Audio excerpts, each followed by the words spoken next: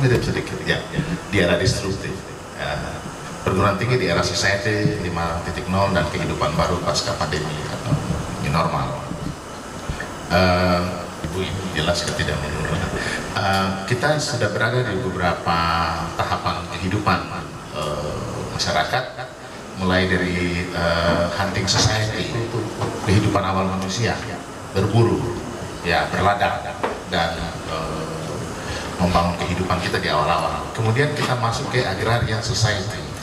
Kehidupan kita sudah mengenal pertanian, ya, membangun irigasi, membangun berkebun, ya, membangun lahan pertanian, penemuan berbagai macam teknik irigasi dan perdagangan berpindah sudah tidak ada lagi, sudah mulai menetap. Kemudian kita masuk ke industrial society, itu sekitar abad 18, dan itu semua sudah kita tahu, abad 18. Lalu kita masuk ke information society, akhir setengah dari abad pertengahan abad ke-20, dan mulai tahun 2021 kita masuk ke super smart society. Hari ini kita sudah hidup di era super smart society, society 5.0, di mana segala sesuatu itu serba smart begitu, serba cerdas begitu. Mau beli tiket tidak perlu lagi ke TFL biru, mau apa saja sudah secara otomatis dengan alat ini saja kita sudah bisa berkeliling dunia. Kita bahkan bisa tahu lokasi dengan sangat jelas, sebuah kota dengan letak apa semua, bahkan belum pergi kita sudah bisa tahu tempatnya di mana, bentuk rumah yang kita mau pergi seperti apa. Itu hari ini sudah dalam genggaman tangan kita, dan kita hidup di society 5.0 hari ini. Dan ya, dunia sebenarnya sudah memasuki revolusi industri yang 4.0, era yang merupakan perkembangan baru ketika beberapa teknologi meliputi teknologi fisik, teknologi digital, teknologi biologis sudah mencapai perkembangan yang belum pernah terjadi sebelumnya. Ini semua sudah diketahui. Kehidupan dunia dengan tahap-tahap revolusi industri sudah seperti tadi sudah dijelaskan juga, dari perkembangan tahap-tahap society, dari hunting society sampai ke industrial society, information society sampai kepada society 5.0. Kehidupan kita hari ini, wajah kehidupan ekonomi dunia hari ini, dan kalian belajar ekonomi itu sudah berada pada situasi di mana segala sesuatu itu sharing economy, e-education, e-government, cloud collaborative, marketplace, online health services, smart manufacturing, smart city, smart appliances. Nah, saya dengar-dengar demikian ini nama smart city gitu, ya. Luar biasa, sukses besar untuk menikah. Dan ya kita itu sesuatu yang wajar sekali terjadi, di hari ini. Permasalahannya adalah bahwa arus globalisasi sudah tidak terbentuk masuk ke Indonesia disertai dengan teknologi semakin canggih. Dunia kini memasuki era revolusi industri 4.0 yang membawa disruptive innovation, di mana inovasi ini membantu menciptakan pasar baru sekaligus mengganggu atau merusak pasar yang sudah ada, dan pada akhirnya menggantikan teknologi terdahulu. Itu kondisi hari ini. Nah, bagaimana merespon masa depan, strategi menghadapi era digital? Nah, ini butuh komitmen peningkatan investasi di bidang pengembangan digital skill, selalu mencoba dan menerapkan prototipe teknologi terbaru, learning by doing, menggali bentuk kolaborasi baru bagi model sertifikasi atau pendidikan dalam ranah pendidikan peningkatan digital skill. Dilakukannya kolaborasi antara dunia industri, akademisi, dan masyarakat untuk mengidentifikasi permintaan dan ketersediaan skill bagi era digital di masa depan. Dan inilah kenapa kita memiliki Merdeka Belajar Kampus Merdeka yang sekarang digalakkan oleh Pak Menteri, untuk kita itu betul-betul bisa memasuki dunia kerja yang nyata, di mana semua mahasiswa kita tuh bisa mengalami langsung bekerja dengan mengaplikasikan literasi baru yang mereka miliki, kemampuan literasi data, literasi digital, literasi teknologi, dan literasi manusia. 3 literasi baru itu literasi data, literasi teknologi, dan literasi manusia. Ini harus dikuasai oleh mahasiswa, dan mahasiswa perlu mengalami kehidupan nyata di dunia pekerjaan seperti apa. Karena dunia pekerjaan itu sudah menerapkan aplikasi-aplikasi mesin-mesin modern, di mana segala sesuatu sudah bersifat otomatis, segala sesuatu sudah bersifat Internet of Things. Dan oleh sebab itu inilah yang kita semua kampus di mana-mana di seluruh Indonesia, bahkan di seluruh dunia itu sekarang sedang menghadapi situasi dan kenyataan ini. Tapi sebelum semuanya ini terjadi, ada satu orang dari Amerika Serikat bernama Peter Drucker. Peter Drucker di tahun 1997 dia membuat sebuah perkiraan yang tepat atau berlebihan tentang masa depan universitas. Dia bilang begini, universities won't survive. Higher education is in the crisis. The college campus won't survive as a residential institution. Today's college buildings are hopelessly unsuited and totally unneeded. Dia bilang hari ini perguruan tinggi tidak akan bertahan lagi. Semuanya, ya, sistem pendidikan tinggi kita berada dalam krisis yang mendalam. Kampus, college di kampus itu tidak akan bertahan lagi sebagai residential institution, tidak bisa. Dan college buildings are hopelessly. Bangunan-bangunan gedung kita sudah tidak cocok lagi untuk pendidikan tinggi saat ini, dan sudah tidak dibutuhkan lagi. Ketika pandemi COVID-19 terjadi, kata-kata Peter Drucker ini benar. Kita tidak butuh ruangan, kita hanya butuh alat saja di depan kita, dan kita bisa kuliah dari mana saja, tidak harus di dalam kelas. Dan itu kenyataan kita hari ini. Sementara kita berjuang kembali ke masa lalu, harus tetap muka, harus di kelas, harus segala-galanya. Tatap muka memang penting, karena di situ kita mengalami mahalnya jadi manusia, gitu. Mahal. Kebersamaan seperti malam ini mahal. Yang murah itu Facebook. Itu yang murah. Jadi teknologi dia buat murah, tapi duduk-duduk begini sudah mahal. Gitu. Bahkan kita sudah tidak jadi manusia lagi, karena mau menangis tindis, mau tertawa tindis, marah juga tindis. Jangan sampai satu kali kita cuma tahu tindis-tindis, baru kita tidak tahu menangis itu seperti apa. Iya, saya khawatir sampai kita tidak tahu tertawa itu seperti apa. Kita cuma tahu simbol-simbol saja, begitu. Coba bayangkan kalau anak dari lahir diajarkan di simbol, dia tidak pernah tertawa. Yang dia tahu tuh cuma kalau marah tuh tindik setan yang mata merah. Jadi kita mulai merasakan kalau hari ini sudah mulai kita rindu jadi manusia, begitu. Kumpul seperti begini dalam suasana kita bisa tercerita, tertawa, terbahak-bahak. Hari ini ada orang duduk baku meja, bapak yang mau duduk baku meja, baku SMS dari ujung meja ke ujung meja.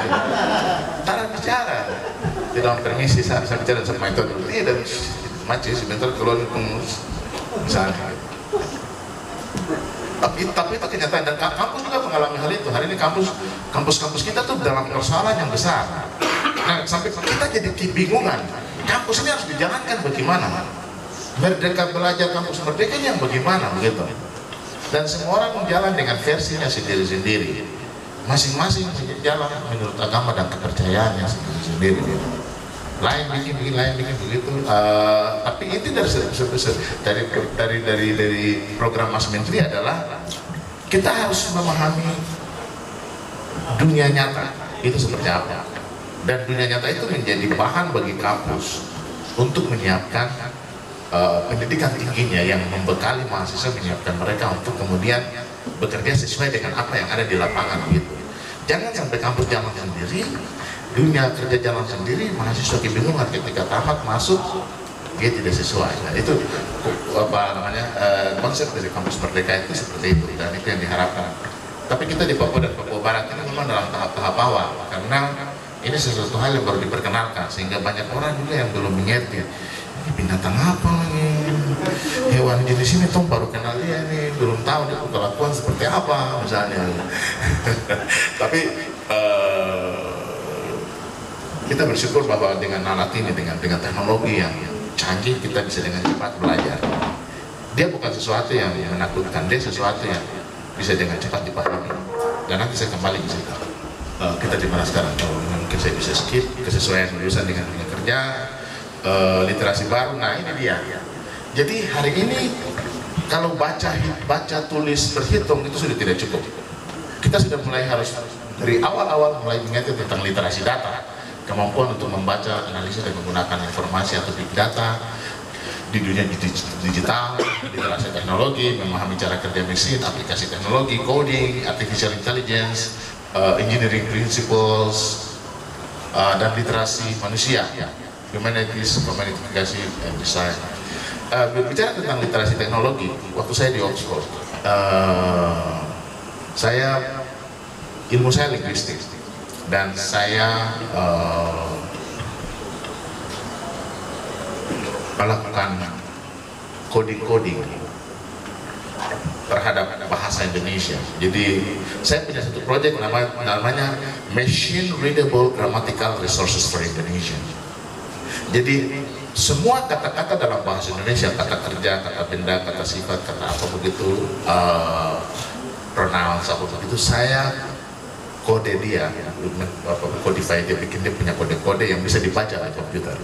Jadi komputer bisa membaca dan bisa melakukan penerjemahan secara otomatis.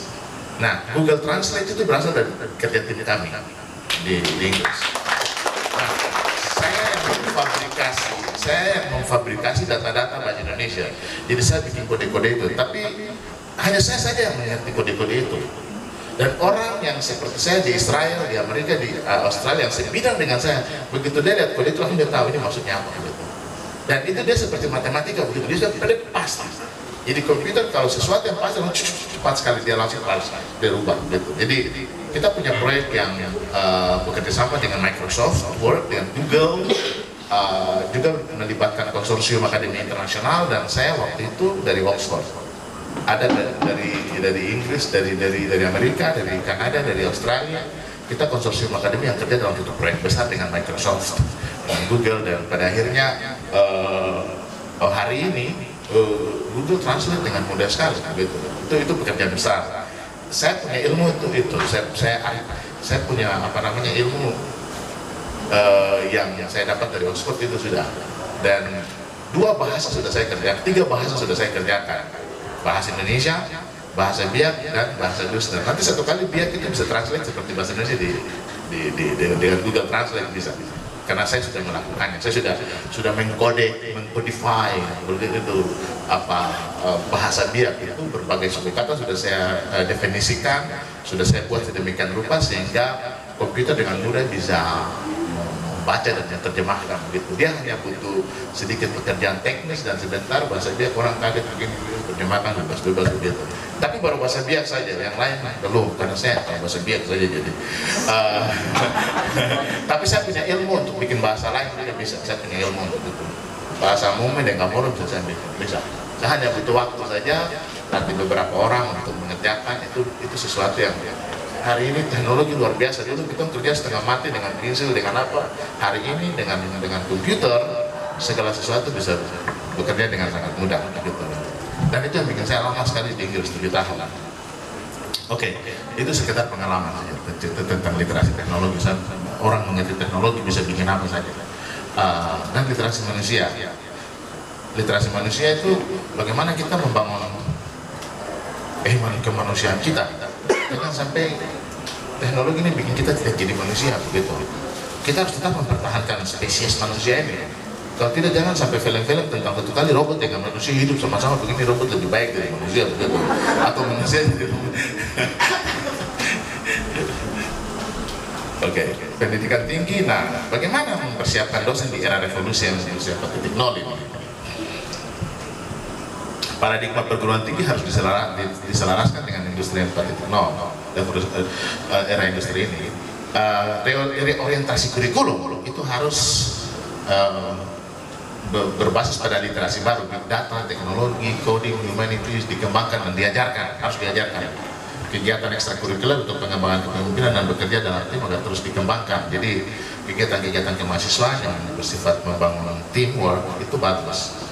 Ada berbagai organisasi kemahasiswaan itu hal-hal yang meningkatkan kemanusiaan kita. Literasi kemanusiaan itu hal yang alamiah, tapi hari ini kita harus programkan dia sehingga kita berkembang dan bisa memahami bahwa memang hidup sebagai manusia ini dia jadi satu seni, satu ilmu, tapi satu seni juga. Orang bisa memimpin kalau dia bisa membawa diri dengan baik dalam satu komunitas, dan itu menjadi sesuatu yang penting sekali saat ini. Kalau tidak, nanti kita akan saling menghancurkan. Teknologi yang bagus ini pada akhirnya ketika kita tidak punya prinsip-prinsip kemanusiaan yang bagus, maka kita akan saling menghancurkan lewat teknologi yang kita ciptakan sendiri.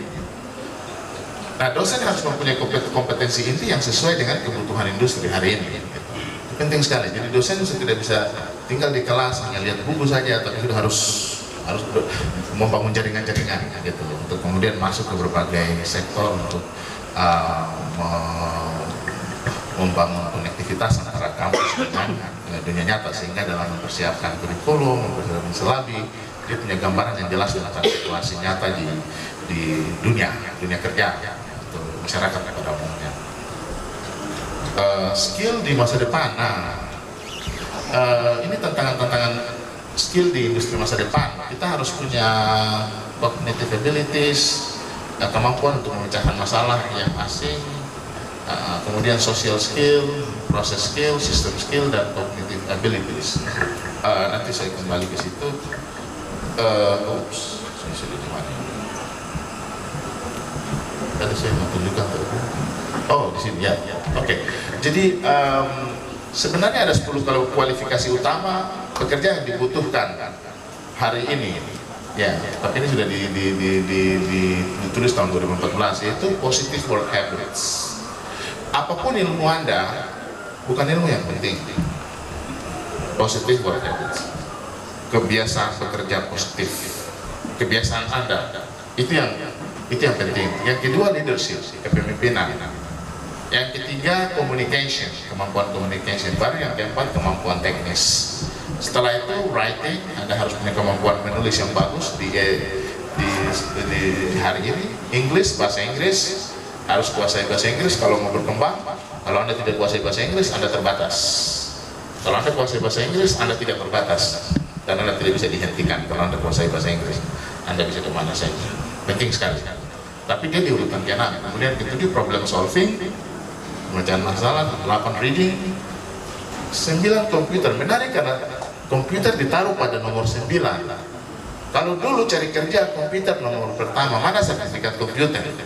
Itu yang ditanya duluan. Hari ini tidak. Yang pertama bukan itu. Yang pertama, positive work habits, kebiasaan positif bekerja. Dan biasanya orang minta referensi begitu. Kalau bekerja, orang mana surat keterangan bekerja, atau orang minta referensi dari siapa begitu. Ini waktu dulu dia kerja, dia bagus kan? Tidak begitu. Karena kalau dia dikasih komentar bagus, oh positif, dia pasti dapat kerja. Makanya kalau Anda mau sekolah, kamu mau kemana, kamu minta referensi dari dosen, minta ini jadi referensi begitu. Saya banyak sekali dimintakan referensi buat orang mau sekolah begitu, atau mau dapat pekerjaan, mereka minta saya kasih referensi. Orang mau cari ini dia positif kan tidak begitu, dia bagus kan tidak, itu yang dicari hari ini nomor 1. Jadi kalau kamu bagus, sifat bagus, kualitas bagus, pasti dapat peluang lebih besar. Dan yang terakhir, teamwork. Dia bagus, tapi dia harus bisa bekerja sama dalam tim. Kalau dia terlalu bagus bekerja dia sendiri, yang mau bagus-bagus sendiri, nah ini tidak bagus. Dia akan bikin rusak, karena dia tidak akan dengar yang lain. Oke. Nah, saya langsung ke terakhir langsung. Revolusi industri 4.0 merevolusi banyak hal, tidak terkecuali bidang pendidikan. Konektivitas global dengan teknologi internet, tersedianya mesin-mesin cerdas dan media baru hanyalah beberapa penggerak untuk membentuk cara pandang kita tentang definisi pekerjaan. Apa itu pekerjaan, bagaimana kita belajar, dan bagaimana kita mengembangkan keterampilan untuk bekerja di masa depan. Hari ini kita bingung, semuanya serba mudah sampai kita bingung. Karena kita bayangkan kerja itu harus keras. Tapi hari ini tidak begitu keras. Semuanya misinya kerja. Manusia hanya menggunakannya, dan kalau kita bandingkan macam gampang-gampang sekali begitu. Sementara kita sedang membayangkan apa yang sulit. Nah, ini yang betul-betul kita punya mindset memang harus betul-betul berubah. Kita harus hidup di zaman sekarang. Kita tidak boleh hidup di zaman lalu. Kita harus menguasai teknologi ini. Dengan kemampuan teknologi, kemampuan literasi data, literasi teknologi, literasi manusia, kita bisa cepat bergerak dalam perkembangan yang begitu cepat sekali. Hari ini kita menghadapi tsunami informasi. Dulu kita cari informasi setengah mati. Dulu cari bacaan saja lama ini. Perpustakaan buku terbatas cuma itu saja. 100 buku kah, 200 buku kah. Tapi hari ini bermiliar-miliar buku dalam berbagai bahasa. Kau tinggal Google saja, minta tante Google buka, dia kasih semua begitu. Dan banyak yang gratis, banyak yang bisa kita dapat. Perpustakaan fisik sudah tidak dibutuhkan lagi hari ini. Tapi kemampuan kita untuk bisa menguasai teknologi, itu yang bisa membawa kita berkembang dengan sangat cepat sekali. Nah, kecepatan perubahan inovasi menuntut keterampilan dan pengetahuan baru untuk mengimbanginya, dan kebutuhan untuk belajar menjadi lebih penting dibandingkan dengan pekerjaan itu sendiri.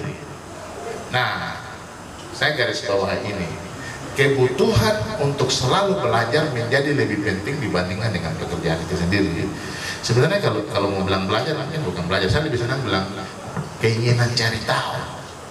Itu lebih penting, karena kalau belajar terkesan kita seperti dalam suasana formal, tapi kalau cari tahu, ya kita bisa mencari informasi, cari tahu sesuatu tahu. Dan bahwa saya punya istilah terkenal itu, tidak ada orang yang pintar, tidak ada orang yang bodoh. Di dunia ini hanya ada orang yang sudah tahu, ada orang yang belum tahu. Itu saja. Jadi jangan pernah bilang ada orang bodoh. Orang yang kau bilang bodoh itu dia hanya belum tahu saja. Tapi kau bilang dia bodoh, dia tidak pantas dibilang bodoh ketika dia belum tahu. Orang Inggris kalau bilang stupid, itu bukan bodoh yang apa itu, bodoh secara akademis. Stupid itu macam jalan berterlalu berbuat tabrak tembok, kita bilang stupid, bodoh gitu. Kau sudah tahu ada tembok, kau ditabrak lagi. Itu yang dibilang bodoh dalam bahasa Inggris. Tapi kita punya bodoh di sini itu beda. Itu kita merendahkan orang, kita bilang dia secara akademis tidak mampu begitu. Tidak ada orang yang bodoh. Sungguh mati, tidak ada orang yang bodoh. Yang ada tuh dia cuma belum tahu saja. Itu saja. Kalau dia tahu, selesai, masalah selesai. Dia hanya belum mengerti saja. Tugas kita membuat dia mengerti. Kalau dia sudah mengerti, sudah, masalah selesai. Kalau dia mengerti, sudah, dia pintar. Tidak. Orang kalau sudah mengerti dan sudah tahu, terus kita bilang pintar. Tidak, dia tidak pintar. Saya selalu bilang istilah terkenal di Oxford ini, ungkapan terkenal ini, the more I study, the more I know. The more I know, the more I forget. The more I forget, the less I know. So I study, yang artinya semakin saya belajar, semakin saya tahu. Semakin saya tahu, semakin saya lupa. Semakin saya lupa, semakin saya tidak tahu. Terus kenapa belajar? Kenapa belajar untuk terakhir tidak tahu apa-apa gitu?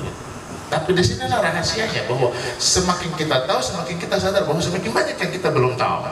Jadi tenang saja. Ketika kau mengerti, kau bingung-bingung, kau bilang begini, cuma belum mengerti saja. Tapi pasti saya tahu kalau saya mau. Nanti saya cari tahu.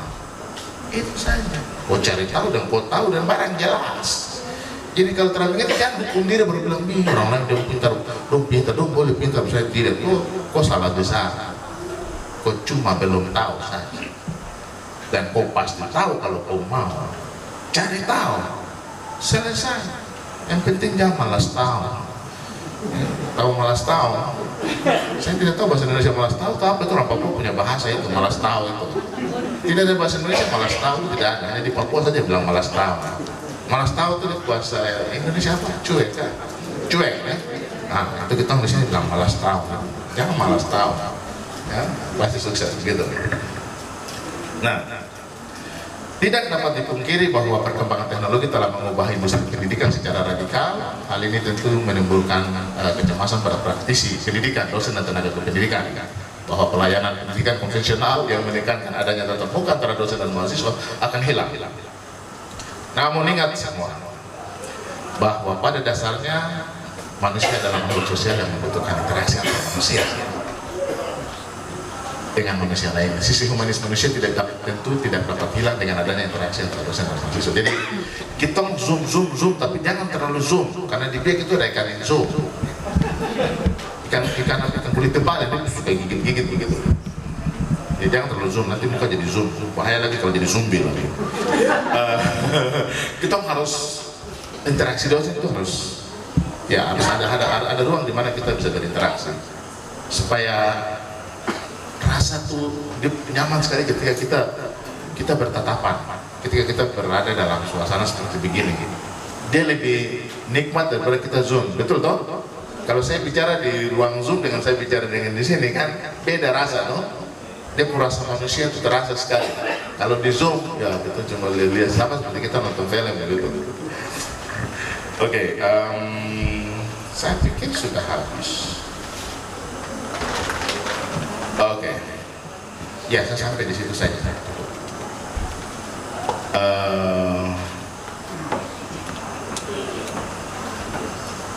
Nanti kalau ada diskusi baru ketemu. Oh ya, yang terakhir saya kasih tunjukin nih. Tadi dibilang saya punya wilayah kerja. Inilah wilayah kerja saya dengan seluruh perguruan tinggi yang ada di Papua Barat. Kita sudah jadi 5 provinsi. Jadi hari ini di Provinsi Papua ada 20 PTS, 28 PTS. Papua itu yang bagian atas Provinsi Papua. Kemudian di Provinsi Papua Barat di Provinsi Papua ada 28 PTS, ada 2 perguruan tinggi negeri, Uncen dengan Tanah Papua. Di Provinsi Papua Barat ada 2 perguruan tinggi negeri, Unipa dengan Politeknik Negeri di Fakfak, dan ada 20 PTS. Di Provinsi Papua Tengah, kamu sekarang Provinsi Papua Tengah, jadi jangan kamu di Provinsi Papua ya, langsung pisah. Jadi Provinsi Papua Tengah ini ada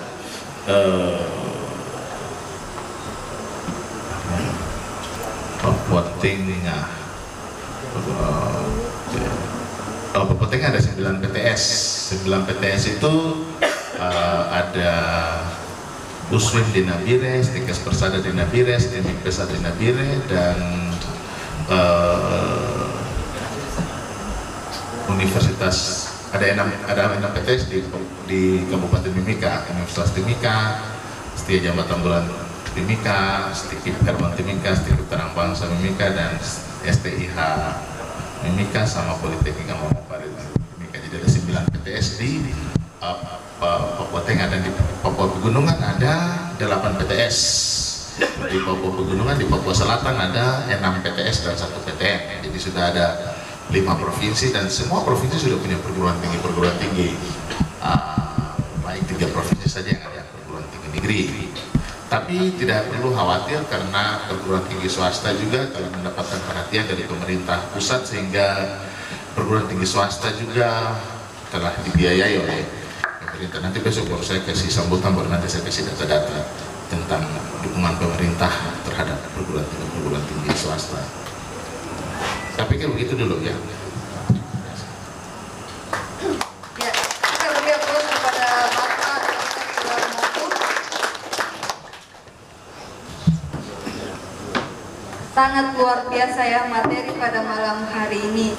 Nah, sebelum kita masuk ke dalam ruang diskusi tanya jawab, saya beri kesempatan kepada Bapak Ibu dosen untuk bisa memberikan argumen kepada beliau. Silakan, mungkin ada Bapak Ibu dosen yang ingin bertanya.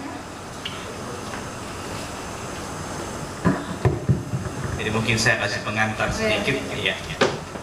Jadi pada dasarnya secara umum ya, tadi Pak Dr. Sulaiman Muafum mau mengatakan bahwa ya rugi yang dahsyat perubahannya ya. maka muncullah istilah yang disebut era 4.0, ya biasa disebut era. Saya sangat senang dengan penggunaan istilah Pak Doktor. Tidak ada yang bodoh, hanya yang tahu dan tidak tahu. Maka sederhana saja, jangan pernah bosan mencari tahu, itu saja. Maka Anda tidak sadar, Anda sudah sarjana, Anda tidak sadar, Anda sudah kerja, Anda tidak sadar, sudah jadi pemimpin tim, sudah sadar, sudah menjadi pemimpin cabang, sudah menjadi direktur, itu. Tidak sadar, ya. Anda akan menciptakan histori Anda, sejarah Anda sendiri. Nah, maksudnya Pak Dokter tadi menceritakan perjalanan hidupnya, bahwa semua orang itu punya histori. Iya. Anda tidak perlu sama dengan beliau, saya juga tidak perlu sama dengan beliau. Tapi ayolah kita membangun sejarah hidup kita sendiri. Iya. Melalui perjuangan, melalui kesetiaan kita untuk tetap setia pada usaha mencari tahu. Iya.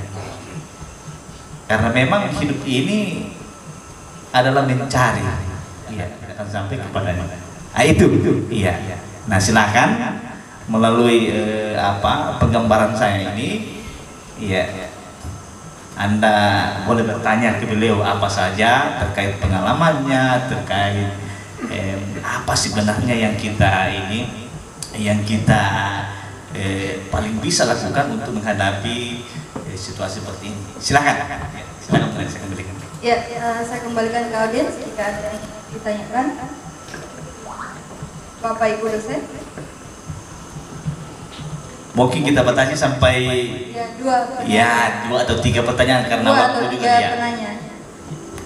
Boleh? Dosen. Baik, terima kasih. Saya tidak berbicara tentang masalah bagaimana proses pembelajaran. Saya dari Yayasan Bapak, sehingga saya menggambarkan bagaimana tadi materi yang disampaikan oleh Bapak itu tentang 10 kualifikasi. Tentunya saya lihat kami di STIE, dari Pak Ketua STIE, Bapak Tarsisius Pabendon, dari 10 ini hampir sebagian besar sudah kami lakukan. Saya mulai dari bawah, teamwork, para dosen dan para mahasiswa. Dulu itu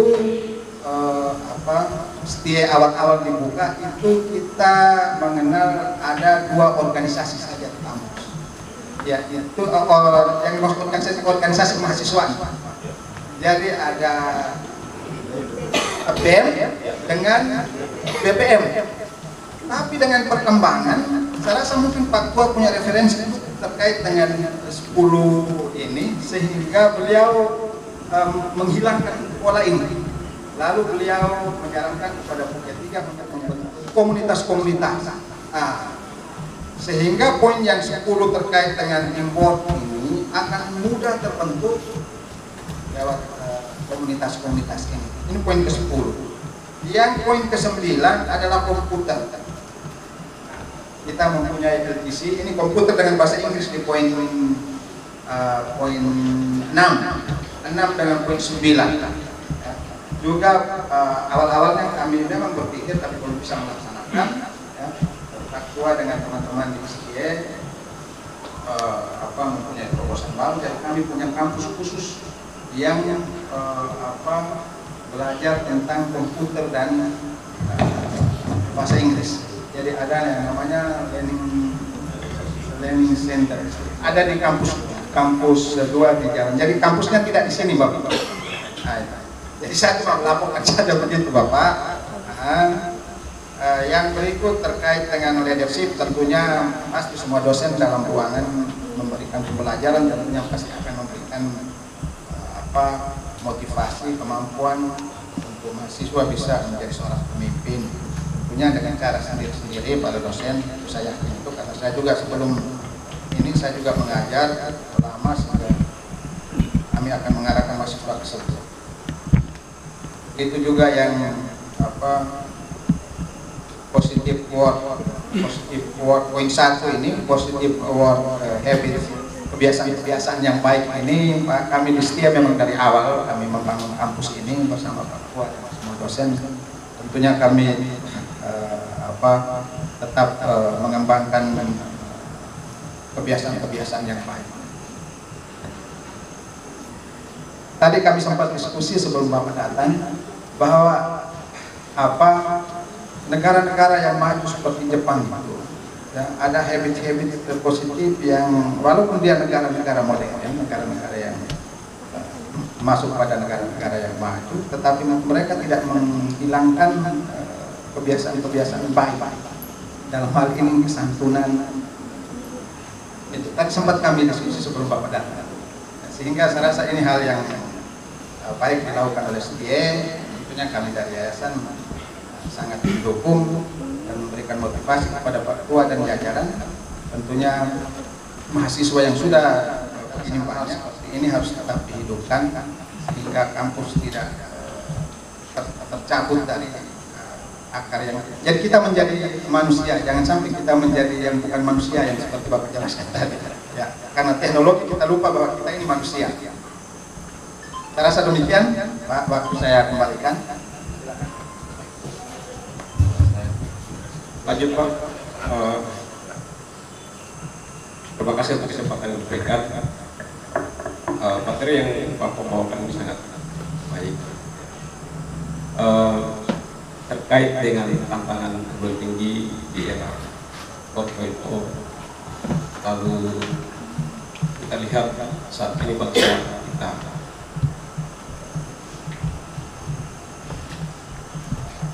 dengan perilaku kehidupan mereka ini sangat mengganggu sekali.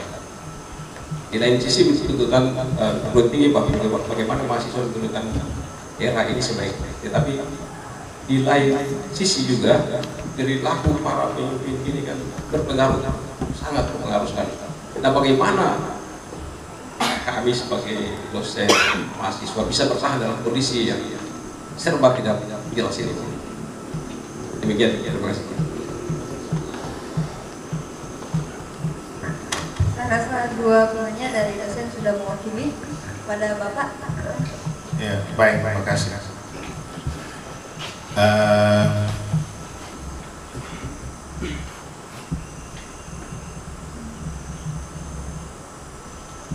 Ada 4 hal, mungkin 4 kata yang saya selalu bilang, yaitu kata yang pertama, get inspiration, dapatkan inspirasi. Kata yang kedua, atau kalimat yang kedua, manage your attention. Ketiga, do action. Dan yang terakhir, maintain your quality. Jadi inspiration, attention, action, quality. Jadi 4 kata ini.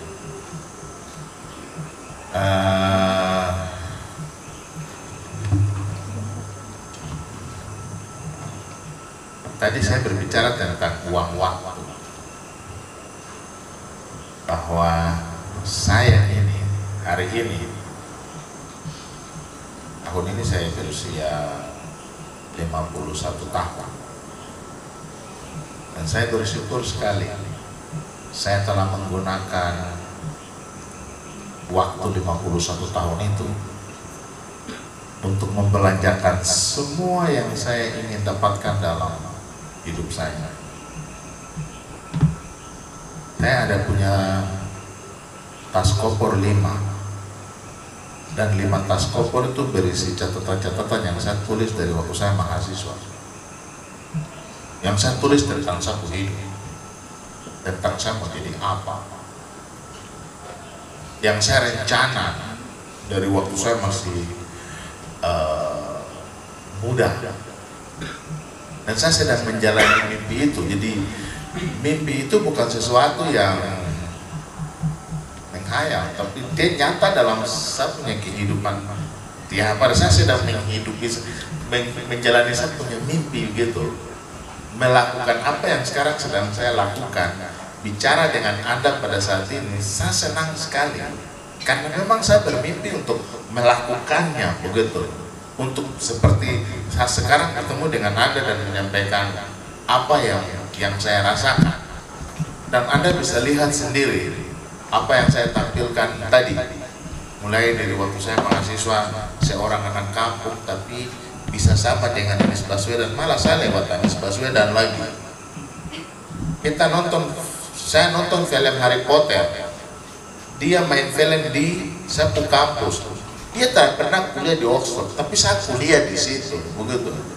Jadi dia hanya main film saja, tapi kursi yang dia duduk itu saya yang duduk jadi mahasiswa di situ. Saya juga alumnus sama-sama dengan Bill Clinton. Bill Clinton itu presiden Amerika Serikat, itu alumni Oxford. Beda saya dengan Bill Clinton drop out, saya tamat dari Oxford, begitu. Yang saya mau bilang itu bahwa Anda bisa jadi apa saja yang Anda mau, begitu. Dan ketika Anda seperti saya yang sudah duduk di Oxford, keluar dari situ, kok susah apa lagi? Ini universitas yang gue bilang Raja Ratu punya, begitu. Tempat keramatnya Inggris, begitu. Saya keluar dari situ. Harvard, saya sudah alami kuliah di Harvard. Terbeda. Dia sama dengan setia jambatan bulan sini, sama. Mungkin gedung saja yang beda suasana, tapi perasaannya sama. Saya tidak merasa beda sama sekali. Tapi satu yang saya mau bilang di tempat ini, malam ini buat kamu semua yang di setia jambatan bulan, saya mau bilang satu saja. Jadikanlah hari ini hari teragung dan terindah dalam hidup Anda. Kita selalu punya hari-hari istimewa, ulang tahun, wisuda, baptis, dan lain-lain. Itu jadi hari-hari istimewa dan kita hitung dengan jari. Tapi sekarang saya mau bilang, jangan itu saja. Jadikanlah setiap hari hari teragung dan terindah dalam hidup Anda. Dan lakukanlah segala sesuatu yang Anda kerjakan di hari ini dengan cinta terbesar Anda. Cinta terbesar Anda. Dan ketika Anda memiliki cinta yang terbesar, dan bahwa hari itu sebuah hari yang agung, dan bahwa Anda sangat penting untuk hari itu dengan segala yang Anda lakukan, maka Anda akan semangat dan sukacita dari pagi sampai malam. Lakukan apa saja dengan gembira. Anda itu tidak akan pernah terlihat susah, karena memang Anda telah memutuskannya. Kalau Anda bilang begini, aduh hidup ini membosankan sekali, itu artinya apa? Memang kok membosankan sekali. Ya, apa yang Anda katakan itu dirimu yang sedang Anda nyatakan. Jadi Anda bilang hidup ini membosankan sekali, dia biasa-biasa saja. Memang kok biasa-biasa saja, kok terlalu luar biasa, mau membosankan. Jadi apapun yang kita proyeksikan, kita katakan, ya itulah diri kita. Kalau kau bilang indah, dia indah. Jadi tergantung bagaimana kita mempersepsikan diri kita dalam dunia ini. Tergantung bagaimana kita melihat hari. Coba bayangkan, saya punya 51 tahun, waktu teragung dan terindah. Dalam usia itu saya sudah hidup di 23 negara. Sebelum saya berusia 45 tahun, saya sudah hidup di 23 negara dengan pengalaman yang begitu banyak. Saya gunakan waktu itu untuk membelanjakan hidup di negara-negara itu. Cuma Israel saja yang saya belum pergi, karena saya percaya Tuhan Yesus bukan di Israel, dia ada di sini, ada di sana. Saya tidak perlu ketemu dengan Tuhan saya yang bernama Yesus untuk Yesus, dia ada di sini. Tiap hari Tuhan cerita sama-sama, dia kenal saya kenal dia. Itu yang saya terang ke sana. Dan saya buktikan Tuhan dia sertai saya. tanpa saya harus pergi kunjungi dia ke kampung halaman. Jadi, nah itu dulu, kita harus punya sikap itu dulu. Cuci piring yang semangat, sampai punya gembira sekali. Angkat kursi dengan semangat begitu. Karena apa? Aduh, saya senang sekali lakukan ini. Pokoknya saya akan buat, saya senang hari ini begitu. Dia sambil dansa-dansa, kasih main musik apa, kok bikin diri inti sekali begitu. Nanti kok inti begitu. Jadi, kok semangat, nanti kok semangat. Kok harus jadi magnet. Kita jadi magnet untuk berbagai hal. Sebenarnya kita ini magnet untuk tarik apa saja terjadi dalam kita punya kehidupan. Gitu. Bisa. Saya tidak punya uang, saya orang tua tidak gaji, cuma guru SMP saja. Tapi saya bisa hidup di Oxford. Saya coba kalkulasi saya berapa uang yang saya habiskan di sana. 7 miliar lebih. Itu saya gaji dosen tidak bisa bayar itu. Biaya sebesar begitu. Tapi saya mengalir.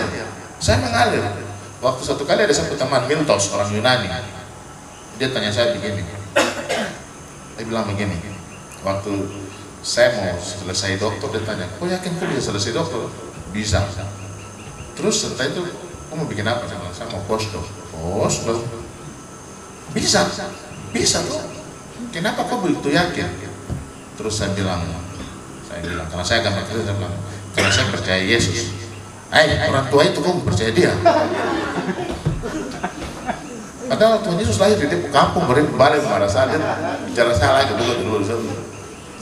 Oke, terserah Anda, tapi saya percaya banyak hal-hal bagus yang saya belajar tentang iman, tentang hubungan manusia dengan Tuhan. Itu banyak saya belajar dan saya berhasil banyak. Dan waktu di Oxford 3 kali saya menangkan hibah penelitian internasional. Saya punya partner itu profesor yang ngajar saya, dia jadi saya punya partner, mitra dalam meneliti. Tahun 2 tulis proposal, kesempatan menang cuma 5% dari seluruh negara Inggris itu. Itu udah menang pertama, menang kedua, menang ketiga. Terakhir itu dia sampai heran-heran, dia tanya, begitu yakin sekali. Saya bilang dia, saya percaya Tuhan, itu saja. Apa yang terjadi itu keajaiban. Kalau bukan keajaiban itu bukan Tuhan yang bikin. Tuhan bikin itu heran-heran. Jadi kalau sesuatu itu dia sangat luar biasa, itu ada Tuhan di dalamnya. Nah, tapi bagaimana kita tahu Tuhan itu ada? Kembali ke 4 kata tadi, inspirasi. Nah, inspirasi ini saya sudah bicara berkali-kali tentang inspirasi. Bahwa inspirasi itu sebuah suasana di mana Tuhan bicara kepada kita. Suasana di mana kita membuka hati dan kita mendapatkan petunjuk Tuhan. Dan petunjuk Tuhan itu terjadi melalui hati kita yang berdebar. Ada perasaan berdebar, saya suka sekali. Tiba-tiba ada sesuatu hal yang kita ingat, kita rasakan. Dan saya biasanya kalau rasakan seperti begitu, saya langsung tulis. Apa yang saya rasakan. Tiba-tiba ada ide yang muncul, saya langsung tulis gitu. Tulis. Dan nanti dia akan berhubungkan. Terus ini sebentar, ini nyambung sampai dia jadi satu sambungan yang saya mengerti. Oh, Tuhan mau saya buat ini gitu. Nah, dan inspirasi itu dia bukan terjadi di zamannya kitab suci ditulis awal-awal dulu, tidak. Dia terjadi hari ini juga. Bahkan kita akan mengalami satu peristiwa luar biasa di peristiwa luar biasa lainnya. Ketika kita tahu bahwa Tuhan itu ada. Proses sekarang begini aja dulu. Tiba-tiba Anda bangun pagi dan Anda dapatkan sesuatu. Saya tahu. Kok dapat dari mana? Siapa kasih tahu kok? Jawab. Siapa kasih tahu? Ketika Anda mengerti sesuatu, ini maksudnya begini. Saya tahu. Ketika Anda bilang, saya tahu. Siapa kasih tahu kok? Jawab itu dulu. Siapa kasih tahu? Itulah inspirasi. Inspirasi dalam bahasa Inggris. In artinya di dalam, spirit artinya roh. Jadi ketika kita terinspirasi, kita sedang berada di dalam roh, kita sedang terhubung dengan Tuhan kita, dengan pencipta kita yang menyampaikan kepada kita satu pesan penting yang kalau kita sadar dan kita download dia, kita tulis dia, kita rekam dia akan memberikan petunjuk yang sangat jelas tentang apa yang kita mau dan tentang apa yang bisa kita dapatkan. Dan itu suatu rahasia yang hanya kita dengan Tuhan saja yang tahu. Dan saya selalu tulis pengalaman yang mungkin saya sudah pernah cerita di sini. Saya baca buku di Oxford.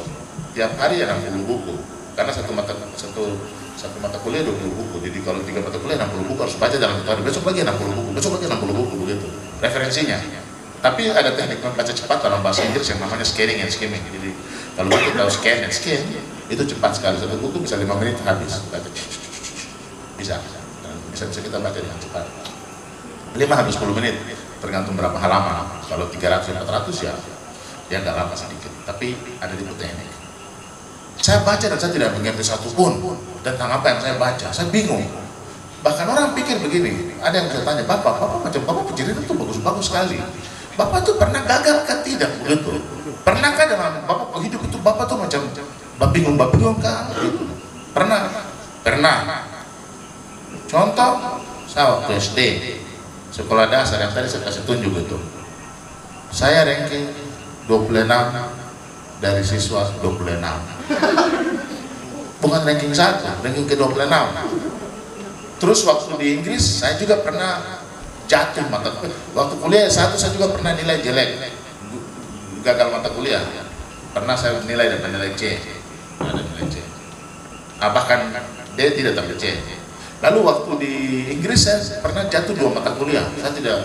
Saya gagal, nilai rendah, jatuh, harus mengulang. Nah pada waktu itu saya stres sekali, saya frustasi sekali, saya sampai marah-marah dengan Tuhan. Saya marah Tuhan sekali waktu itu. Saya marah sekali. Jangan begitu, jangan malas tahu begitu. Lihat saya kan, masa saya berdoa baru tidak jawab saya berdoa. Apa kesusahan saya waktu itu? Terada uang. 2, susah mengerti pelajaran, kuliah terlalu sulit. 3, ya kiriman terlambat dan lain sebagainya. Susah sekali. Terus saya bikin daftar satu. Saya bilang, pokoknya saya tidak mau tahu, tanggung jawab Saya marah, saya tentang Tuhan. Tanggung jawab Terus saya buat satu daftar. Di tengah-tengah saya buat garis di tengah. Satu daftar itu. Baru saya tulis daftar garis bagian sebelah, kolom sebelah saya tulis Tuhan punya tanggung jawab. Baru di sebelah saya tulis saya punya tanggung jawab. Lalu saya tuliskan semua yang saya tidak bisa, yang sulit buat saya tulis di Tuhan punya daftar. Semua yang saya bisa saya tulis di saya punya daftar. Apa yang saya bisa lakukan? Saya bisa bangun jam 4 pagi, 5 pagi, dan saya bisa kerja dari jam 4 pagi sampai jam 11 malam bisa. Saya bisa bersepeda 28 kilo dari rumah ke kampus, dan saya bisa bekerja tanpa lelah bisa. Saya bisa lakukan apa saja dengan saya punya tenaga, dengan saya punya waktu. Terus Tuhan punya daftar, 1 terada uang, nomor 1 di atas tidak ada uang. Nomor 2 ya tidak mengerti beberapa mata kuliah. Nomor 3, semua yang saya tidak bisa saya tulis di Tuhan punya daftar. Menariknya Tuhan punya daftar seimbang begitu, sama banyak. Baru saya bilang begini, sekarang kita melihat siapa yang bikin daftar Tuhan ke saya begitu. Saya tantang begitu, jadi saya tantang Tuhan, saya serahkan gitu. Jadi terserah sudah mau jawab kan tidak kan, tapi nanti tolong lihat siapa yang bikin daftar Tuhan ke saya. Baru saya mulai fokus di satu bagian tanpa saya khawatir Tuhan mau bagian. Terserah dia mau bikin kan tidak kan. Kalau dia Tuhan nanti dia bikin begitu.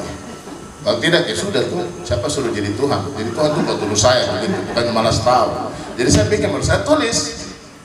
Anehnya begitu saya kerjakan 1, 2, Tuhan sudah di nomor 4. Dia jawab saya kaget juga, Tuhan nomor 4 sudah lewat ya. Bah saya masih di sini. Jadi saya seperti berlomba-lomba dengan Tuhan. Apa yang saya tulis untuk Tuhan yang merupakan doa saya, tapi saya tidak bilang doa, saya tulis Tuhan bertanggung jawab. Mau bilang itu doa ya boleh, saya tulis. Yang saya punya saya kerjakan. Jadi saya seperti berlomba-lomba dengan Tuhan. Tuhan yang selalu lebih dulu dari saya daftar begitu. Saya kaget. Nah ada satu cerita yang membuktikan bahwa Tuhan itu dia jawab dia punya daftar. Bagian yang saya tidak mengerti waktu saya baca buku di perpustakaan di Oxford, saya baca, saya tidak mengerti, saya mengantuk berat dan akhirnya saya terlalu baca. Saya pulang, saya bersepeda ke rumah. Itu 7 km. Dalam perjalanan bersepeda ke rumah, di tengah jalan pas menyeberang satu jembatan di kota Oxford, tempatnya nama Marston Village, desa Marston. menyeberang jembatan, ada kali, ada jembatan lewat. Di atas jembatan itu tiba-tiba saya mengerti. Saya tahu. Yang tadi saya baca tuh. Dia bermaksud itu ini. Mana buku.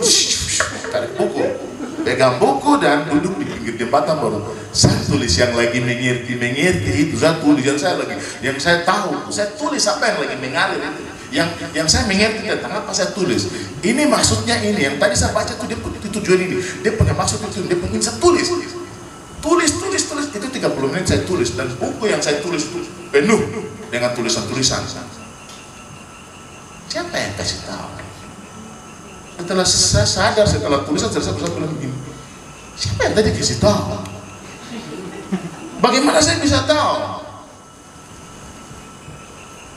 Satu kali saya lagi mandi di kamar mandi, gosok sapu, tiba-tiba, saya mengerti, langsung keluar dari kamar mandi.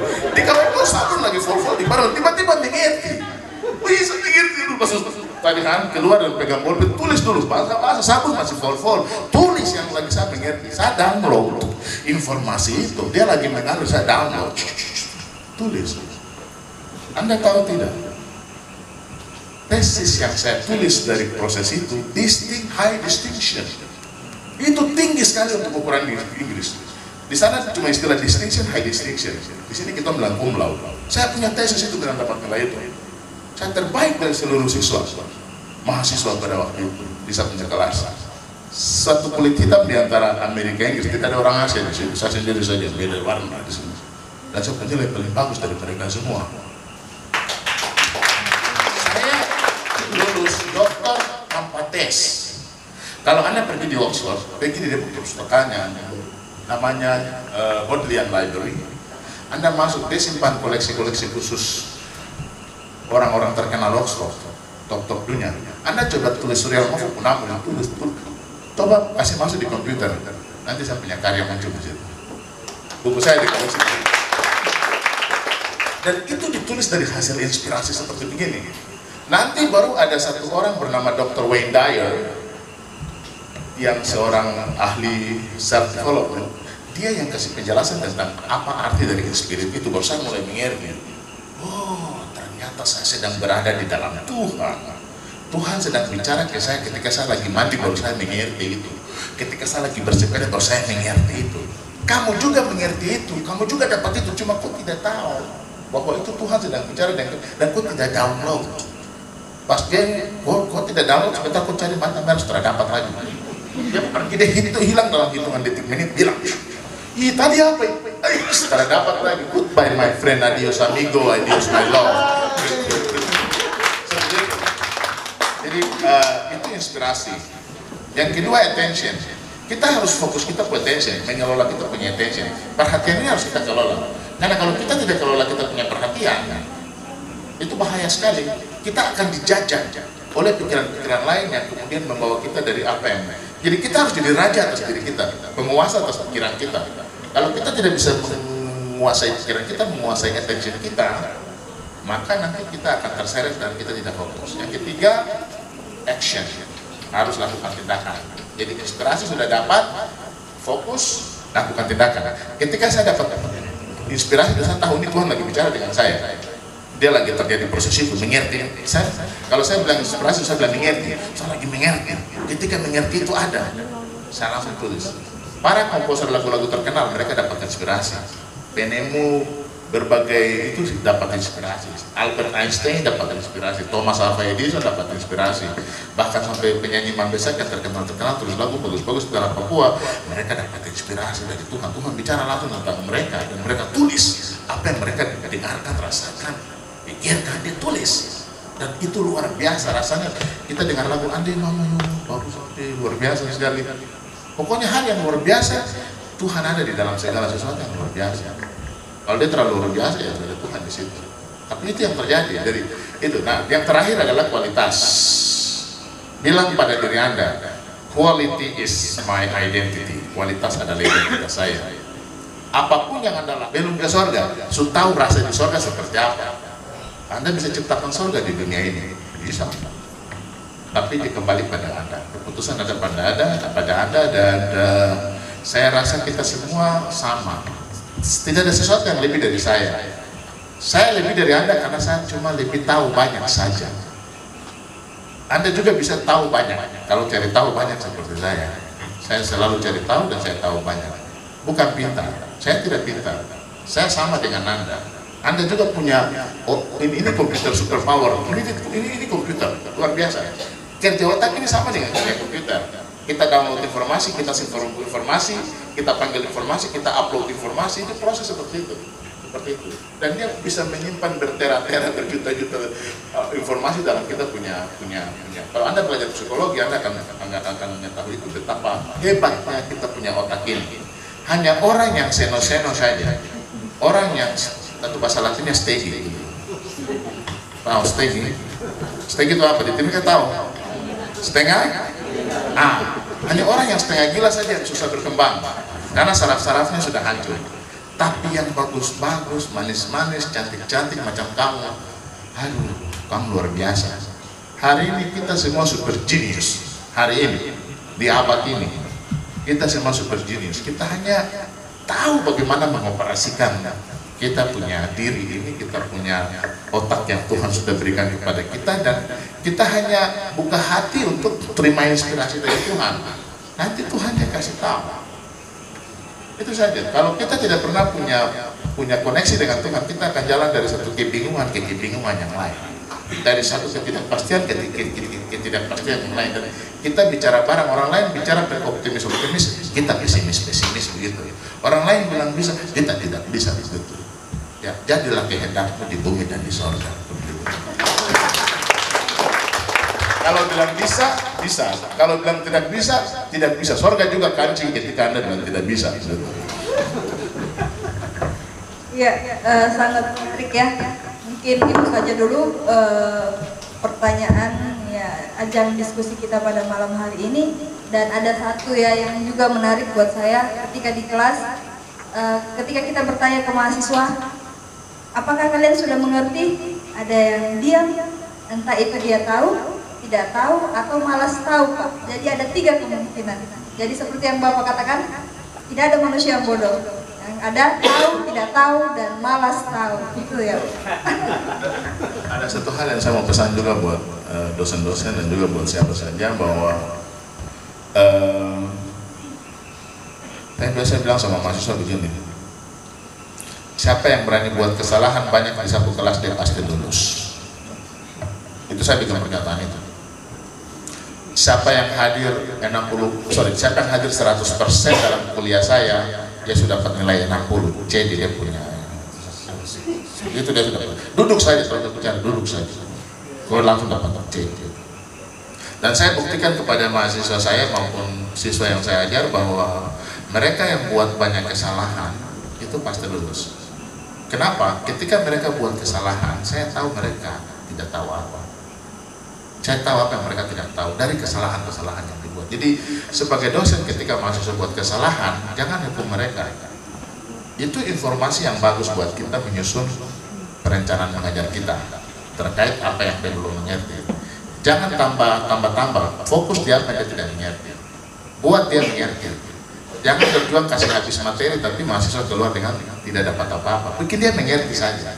Kalau dia sudah tahu cara mengerti, nanti dia keluar dia mengerti, gampang. Kalau dia belum tahu cara mengerti, itu yang susah. Jadi saya selalu bilang, yang pertama jangan takut, jangan malu, ya. Saya bilang ingat kamu kemaluan itu jangan terlalu besar. Maksudnya kamu malu jangan besar, jangan malu sekali begitu. Pokoknya bikin salah saja. Waktu kuliah juga begitu, waktu saya belajar juga begitu. Biasa kalau dapat tanya siapa yang maju, saya maju duluan untuk jawab. Pokoknya saya rasa saya bisa sama masuk, kerjakan saja. Begitu kerjakan selesai, salah baru, semua orang pada salah baru gaya lagi. Saya tidak pusing, saya jawab saja salah-salah di depan. Apa yang terjadi? Satu kelas berjuang kasih benar barang yang saya bikin salah di depan itu. Guru juga koreksi. Akhirnya siapa yang paling beruntung hari itu? Saya. Karena saya bikin salah, jadi satu kelas berjuang kasih benar itu. Saya punya salah. Coba kalau saya diam-diam dan saya salah, nanti ujian juga yang saya diam-diam itu nanti saya jawab lagi, saya salah lagi. Jadi lebih baik buka saja. Jadi ini pesan buat mahasiswa, jangan takut salah, jangan takut salah. Ketika kau salah bilang saja, saya cuma belum tahu, saya memang belum mengerti. Itu saja. Itu saja. Dan dosen punya tugas untuk membuat mengerti dan membuat tahu. Itu yang saya bilang cinta kasih terbesar dari kita. Memang kita harus sabar. Di Papua ini kalau kita ngajar siswa, dong tunduk ke bawah. Terakhir mau lihat dosen, tunduk ke bawah. Jadi saya lihat satu mata. Karena kalau kamu tunduk informasi dia say. Tahu say, dia lewat. Angkat muka tidak ada. Artinya jangan takut. Itu aja. Kuliah di mana saja jangan takut. Hilangkan ketakutan itu dengan bilang, saya cuma belum tahu saja. Saya cuma belum mengerti saja. Tapi nanti saya tahu dan saya pasti tahu. Itu saja seperti itu. Terima kasih. Motivasi yang sangat baik sekali ya untuk adik-adik mahasiswa untuk didengarkan. Jadi jangan malu dan jangan intinya jangan malas tahu lagi ya. Jadi salah atau tidak nanti di depan yang ditentukan. Jadi jangan malu untuk maju ke depan mengerjakan setiap soal yang diberikan oleh Bapak Ibu dosen. Oke, mungkin itu saja kuliah umum dari Bapak Dr. Suryanmoko, dan selanjutnya kita akan melakukan penandatanganan berita acara.